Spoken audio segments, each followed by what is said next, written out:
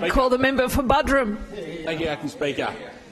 Our community's understanding around the mental health challenges faced by many Queenslanders on a day-to-day basis has increased considerably in recent years.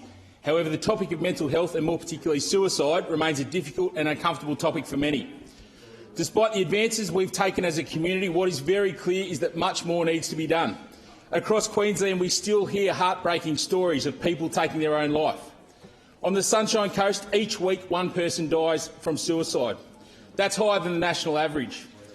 And given the fact that there would be very few Queenslanders who have not been personally touched by friends or family taking their own life, it comes as no surprise that for every person who dies by suicide, another 100 people are affected. In my community on the Sunshine Coast, a number of community groups and organisations have come together under the leadership of the Sunshine Coast Mind and Neuroscience Thompson Institute to form the Alliance for Suicide Prevention. The Alliance seeks to create an integrated network of connected community organisations with an aim to improve mental health and resiliency to suicide and its precursors. It's an important initiative that drives awareness, delivers training and provides important information for the entire community.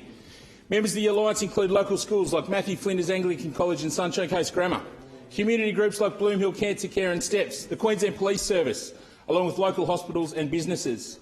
I recently visited the Thompson Institute along with a member for Burnett in his capacity as the Shadow Minister for Veterans. I'd like to thank Professor Jim Lagopoulos for showing us the world-leading neurological research and clinical outreach services that the Thompson Institute delivers. Everything that the Thompson Institute does is based on the best available scientific evidence. And while located on the Sunshine Coast, the Thompson Institute is at the cutting edge of scientific research, punching well above their weight, particularly when viewed in light of the relative financial support they receive from government. I've spoken before about the fact that the work of the Thompson Institute is far-reaching and that all Queenslanders will benefit from the research discoveries and treatment improvements delivered by the Thompson Institute. I have been disappointed by the current Labor government because they have not sought to engage with or understand the work of the Thompson Institute, despite a number of requests from both me and from the Thompson Institute directly. To date, the Palaszczuk Labor government have not provided a single dollar of funding to support the work of the Thompson Institute. Mr Deputy Speaker, it is incumbent on all levels of government to step up to the mark and tackle the insidious challenges associated with mental health and suicide. I again ask the government to engage in good faith and to provide meaningful support to assist the Thompson Institute to continue their work for all Queenslanders. Mr Deputy Speaker, I also call on the government to bring forward debate on the bill introduced yesterday by Minister Grace to address the issue of workers' compensation and the PTSD onus of proof.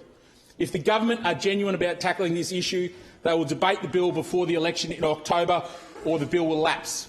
Deputy Speaker. Thank you, member for Buderim.